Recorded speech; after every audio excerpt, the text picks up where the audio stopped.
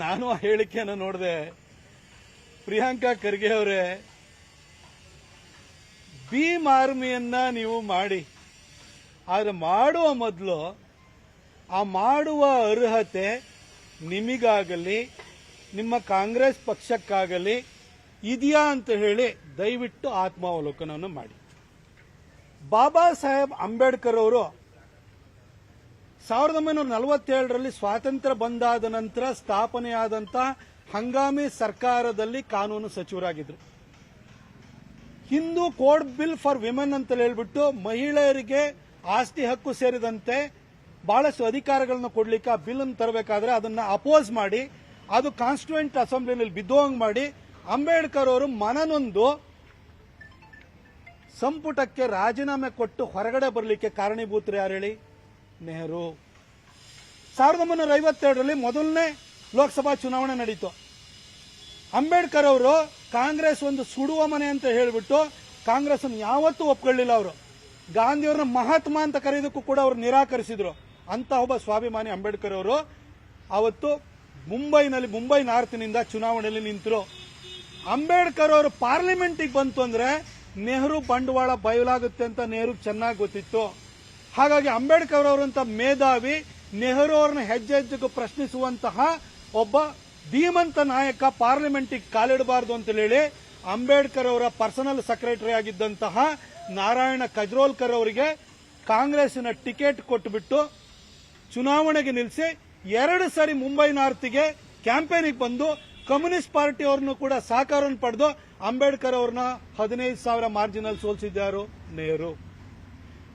1954ರಲ್ಲಿ ಬ್ಯಾಂಡ್ರಾದಲ್ಲಿ by election ನಡೆಯುತ್ತೆ. By election ಅಲ್ಲಿ ಕಾಂಗ್ರೆಸ್ ಮತ್ತೆ ಅಂಬೇಡ್ಕರ್ ಅವರು ಪಾರ್ಲಿಮೆಂಟ್ ಪ್ರವೇಶ ಮಾಡಬಾರದು ಅಂತ ಹೇಳಿ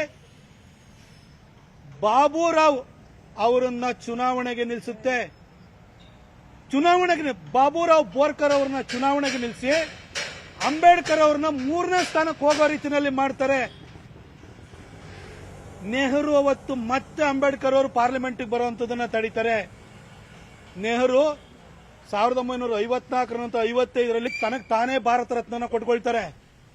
ಆದ್ರೆ ಈ ಸಂವಿಧಾನದವನ್ನ ಬರೆದಂತಹ ಸಂವಿಧಾನ ಶಿಲ್ಪಿ, ಅದ್ಭುತವಾದಂತಹ ಸಂವಿಧಾನ, ಇಡೀ ಪ್ರಪಂಚಕ್ಕೆ ಮಾದರಿಯಾದಂತಹ ಸಂವಿಧಾನ, ನಮ್ಮೆಲ್ಲರಿಗೂ ಕೂಡ ಹಕ್ಕನ್ನು ಕೊಟ್ಟಂತಹ ಸಂವಿಧಾನ, ದೀನ ದಲಿತರ ಶ್ರೇಯೋಭಿವೃದ್ಧಿನ ಮಾಡುವಂತಹ ಸಂವಿಧಾನ ಕೊಟ್ಟಂತಹ ಬಾಬಾ ಸಾಹೇಬ್ ಅಂಬೇಡ್ಕರ್ಗೆ ಭಾರತ ರತ್ನ ನೀವು ಕೊಡ್ಲಿಲ್ಲ. ನೆಹರು ತನಗೆ ತಾನೇ ಕೊಟ್ಕೊಂಡ್ರು 55ರಲ್ಲಿ.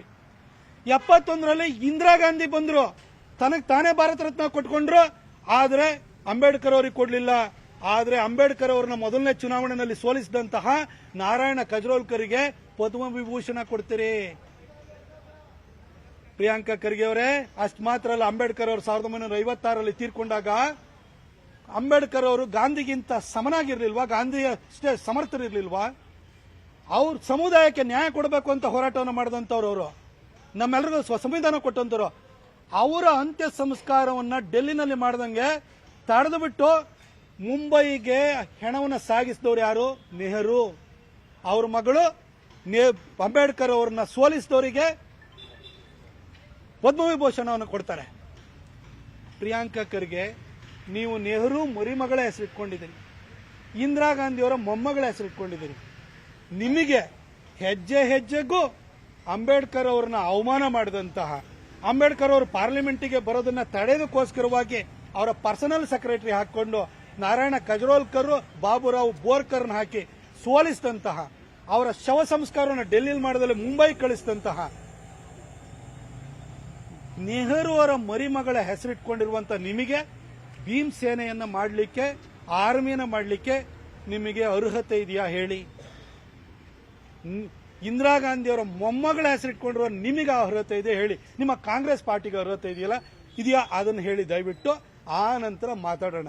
ಅದ್ರ ಜೊತೆಗೆ ಮುಂದುವರೆದು ಒಂದು ಸಣ್ಣದೊಂದು ವಿಚಾರ ಹೇಳ್ಬಿಡ್ತೀನಿ. ಪ್ರಿಯಾಂಕಾ ಖರ್ಗೆ ಅವರೇ, ಅಂಬೇಡ್ಕರ್ ಅವರಿಗೆ ಭಾರತ ರತ್ನ ಕೊಟ್ಟಿದ್ದು 1990ರಲ್ಲಿ ಬಿಜೆಪಿ ಬೆಂಬಲಿತ ವಿಪಿ ಸಿಂಗ್ ಸರ್ಕಾರ. ಅವತ್ತು ಅವರಿಗೆ ಭಾರತ ರತ್ನವನ್ನು ಕೊಡಬೇಕಾದ್ರೆ ಅದಕ್ಕೆ ಸಹಕಾರ ಕೊಟ್ಟಿದ್ದು, ಅವರ ಪಕ್ಷಕ್ಕೆ ಬೆಂಬಲ ಕೊಟ್ಟು ಸರ್ಕಾರವನ್ನು ನಡೆಸಲಿಕ್ಕೆ ಕಾರಣೀಭೂತರಾಗಿದ್ದು ಅಟಲ್ ಬಿಹಾರಿ ವಾಜಪೇಯಿ ಮತ್ತು ಲಾಲ್ ಕೃಷ್ಣ ಅಡ್ವಾಣಿ ಅನ್ನುವ ಇಬ್ಬರು RSSನ ಸ್ವಯಂ ಸೇವಕರು.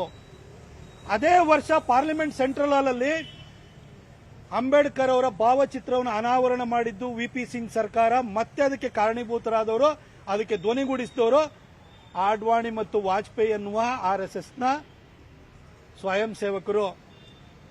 ಅಂಬೇಡ್ಕರ್ ಅವರು ಉಳ್ಕೊಂಡಿದ್ದಂತಹ ಕಿಂಗ್ ಹೆನ್ರಿ ರಸ್ತೆ ಲಂಡನ್ ನಲ್ಲಿರುವಂತದ್ದನ್ನ ಜಾಗವನ್ನ 32 ಕೋಟಿಗೆ ಆಕ್ಷನ್ ಅಲ್ಲಿ ತಗೊಳ್ಳೋದಕ್ಕೆ ದೇವೇಂದ್ರ ಫಡ್ನವೀಸ್ ಸರ್ಕಾರ 2014ರಲ್ಲಿ ಬರಬೇಕಾಯಿತು.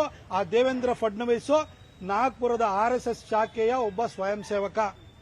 ಇವತ್ತು ಅಂಬೇಡ್ಕರ್ ಅವರು ಶಿಕ್ಷಣ ಪಡೆದಂತಹ ಕಿಂಗ್ ಹೆನ್ರಿ ರಸ್ತೆ, ಅವರು ಡೆಲ್ಲಿನಲ್ಲಿ ಉಳ್ಕೊಂಡಿದ್ದಂತಹ ಜಾಗ, ಅವರು ತೀರ್ಕೊಂಡಿದ್ದ ಜಾಗ, ಅವರು ಹುಟ್ಟಿದಂತಹ ಮಾವು, ಅವರು ಬೌದ್ಧ ಧರ್ಮವನ್ನು ಸ್ವೀಕರಿಸಿದಂತಹ ನಾಗಪುರ ಹಾಗೂ ಅವರನ್ನು ಅಂತ್ಯ ಸಂಸ್ಕಾರ ಮಾಡಿದಂತಹ ಮುಂಬೈ, ಈ ಲಿಸ್ಟು ಕೂಡ ಎಷ್ಟು ಕಡೆನೂ ಕೂಡ ಅವುಗಳನ್ನ 5 ಜಾಗಗಳನ್ನ ಪಂಚತೀರ್ಥಗಳಾಗಿ ಘೋಷಣೆ ಮಾಡಿದ್ದು ಈಗಿನ ಪ್ರಧಾನಿಯಾಗಿರುವಂತಹ ನರೇಂದ್ರ ಮೋದಿ ಎಂಬ RSSನ ಸ್ವಯಂ ಸೇವಕ.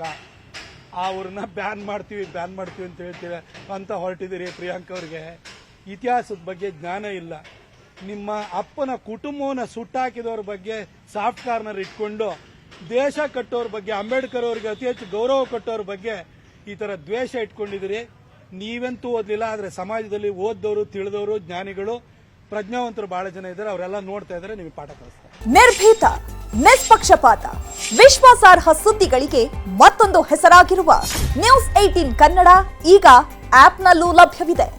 ದಯವಿಟ್ಟು ಇಲ್ಲಿರುವ QR ಕೋಡ್ ಸ್ಕ್ಯಾನ್ ಮಾಡಿಕೊಂಡು ಆಪ್ ಡೌನ್ಲೋಡ್ ಮಾಡೋದಕ್ಕೆ ಮರಿಬೇಡಿ. ನಿಮ್ಮ ಬೆಂಬಲ ಹೀಗೆ ಸದಾ ನಮ್ಮೊಂದಿಗಿರಲಿ. ಧನ್ಯವಾದ.